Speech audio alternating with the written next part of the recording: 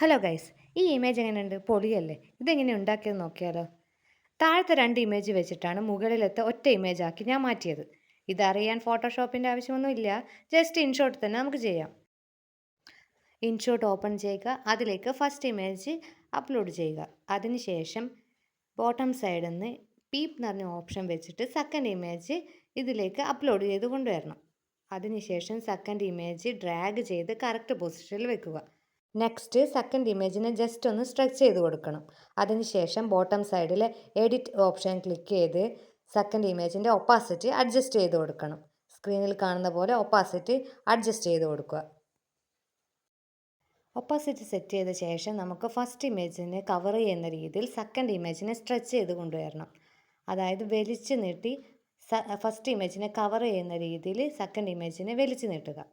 അങ്ങനെ വലിച്ചു നീട്ടിക്കഴിഞ്ഞാൽ നമ്മുടെ ഇമേജ് ഇവിടെ സെറ്റായിട്ടുണ്ട്.